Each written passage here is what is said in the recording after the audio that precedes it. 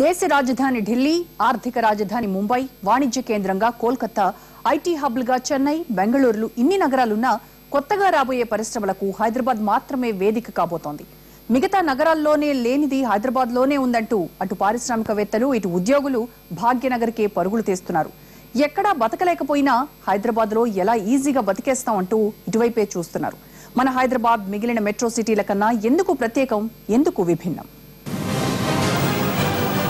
ప్రస్తుత డిజిటల్ యుగంలో IT, pharma, infra రంగాలకే అగ్రపీఠం దక్కుతోంది. ప్రపంచమంతా ఐటీ సేవల్ని విస్తరించుకుంటూ ముందుకెళ్తోంది. ఇక దేశ ప్రపంచ అభివృద్ధిలో ఇన్ఫ్రా, ఫార్మా రంగాలు కూడా దూసుకుపోతున్నాయి. నిపుణులైన చవకైన మానవ వనరులకు భారత్ కేంద్ర బిందువుగా ఉంటూ వస్తోంది. అయితే దేశంలో అన్ని నగరాలు ఐటీ సంస్థలకు అనుకూలమని చెప్పలేం. ఈ రంగానికి అనువైన వాతావరణం, పరిస్థితులు, మౌలిక వస్తువులు అన్నీ హైదరాబాద్లో ఉన్నాయి.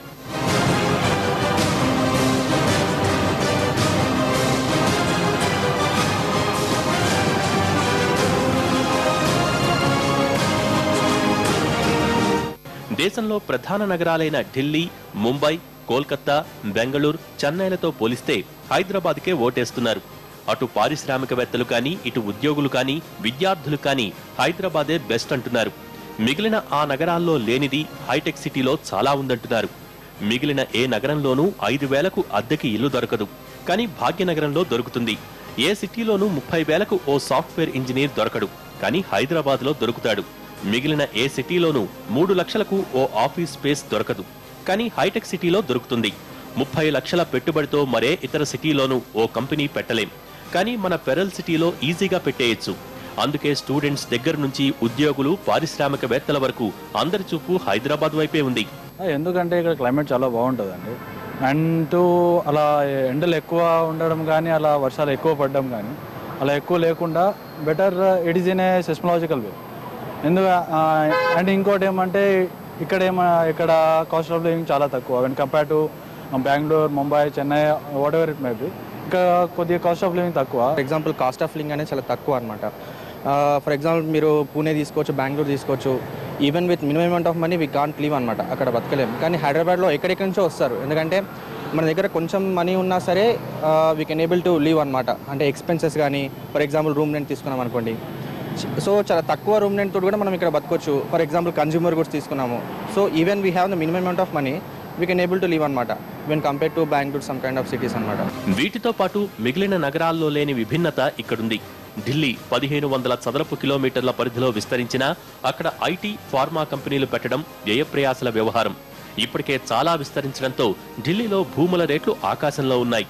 మరోపక్క మిగిలిన అన్ని ప్రధాన సిటీలకు ఢిల్లీ దూరంగా ఉంది. కనీసం నివాస ప్రాంతాలకు, పారిశ్రామిక ప్రాంతాలకు మధ్య దూరం ఎక్కువే. తీవ్రమైన ట్రాఫిక్ వంటివి కూడా ఈ సిటీని పక్కన పెట్టేలా చేస్తున్నాయి. బేసిక్గా ఆపర్చునిటీస్ చాలా బాగుంటాయి compare to Bengaluru and Chennai. ఇంకా బేసికల్లీ ఎందుకు ప్రిఫర్ చేస్తారంటే కాస్ట్ ఆఫ్ లివింగ్ చాలా తక్కువ compare to Delhi and Goregaon and Mumbai. హైదరాబాద్లో కాస్ట్ ఆఫ్ లివింగ్ తక్కువ, first thing. And apart from that opportunities చాలా ఎక్కువ అండ్ కంపెనీస్ కూడా చాలా ప్రిఫర్ అవుతాయి ఇక్కడ. ఇంకా కనెక్టివిటీ గురించి మాట్లాడితే it has a good international airport, Rajiv Gandhi international airport. Connectivity చాలా బాగుంటుంది. You can fly anywhere from here within 1 hour 2 hours. And apart from that outer ring road connectivity కూడా చాలా బాగుంటుంది. ఇంకేంటంటే హైదరాబాద్ ఒక seismological climate, it is situated in Deccan plateau, so natural calamities చాలా తక్కువ అన్నట్టు. దేశ వాణిజ్య రాజధాని ముంబై పరిస్థితి అంతే. 2 కోట్ల మందికి ఆధారంగా ఉన్న ముంబైలో అన్నీ ఎక్కువే. వ్యాపారం, వాణిజ్యం, టూరిజంతో పాటు మాఫియా కూడా ఎక్కువే. సముద్ర తీరం ఎక్స్పోర్ట్స్ కి అనుకూలంగా ఉన్న సిటీ విస్తరణకు, ఫార్మా పరిశ్రమలకు ఆటంకంగా మారింది. కొత్తగా పరిశ్రమలు పెట్టాలంటే పూణే వైపు వెళ్లాలి తప్ప మరో దారి లేదు. ఇక్కడ కమర్షియల్ స్పేస్ కోట్లలో ఉంది. కనీసం కోటి పెట్టకపోతే ఇక్కడ ఓ ఫ్లాట్ కూడా రాదు. హైదరాబాద్ తో పోలిస్తే ముంబై కాస్ట్ ఆఫ్ లివింగ్ చాలా ఎక్కువ. బాంబేలో ఉండాలి అంటే ఒక ప్లేస్ నుంచి ఒక ప్లేస్కి వెళ్ళాలంటే టైం పడుతుంది. సో నెగిటివ్స్ ఉంటాయి అట్లా కొన్ని. బాగా real estate is very very costly. Delhi వెళ్తే అసలు లివబుల్ కాదు, అంటే in the sense cost of living is very high. ఎక్కువగా government employees, central government employees, అలా పొలిటికల్ పీపుల్ వాళ్ళు, లేకపోతే హై అండ్ పైరవీ కార్లు ఉండే ప్లేస్ అయిపోయింది అది. కలకట్టా వెళ్తే అక్కడ ఉన్న ప్రభుత్వాల మూలాన ఇండస్ట్రియల్ గ్రోత్ తగ్గిపోయింది.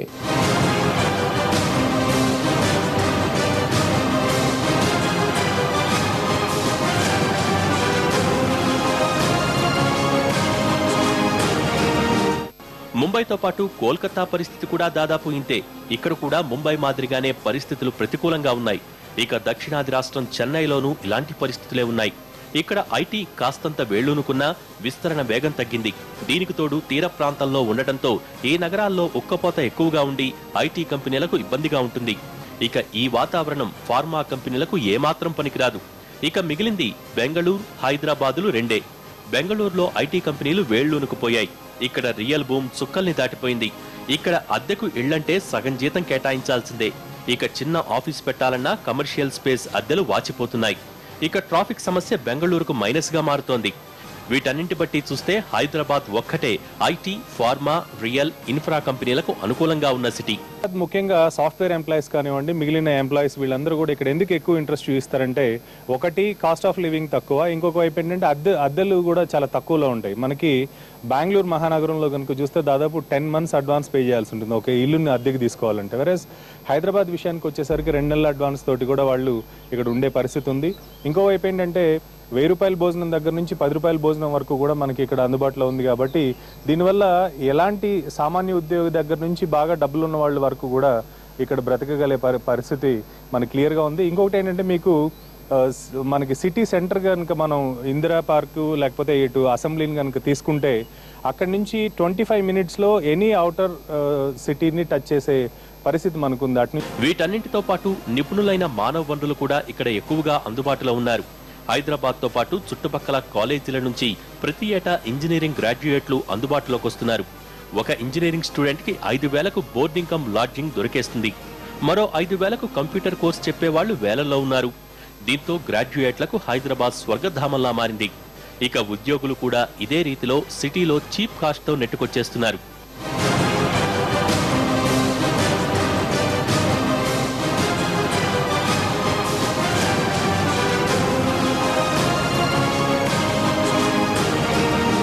కొత్తగా రాష్ట్రం ఏర్పడ్డాక ప్రభుత్వాలు మారి ఉండొచ్చు, కానీ సిటీలో మౌలిక వస్తువులు కించిత్ కూడా మారలేదు.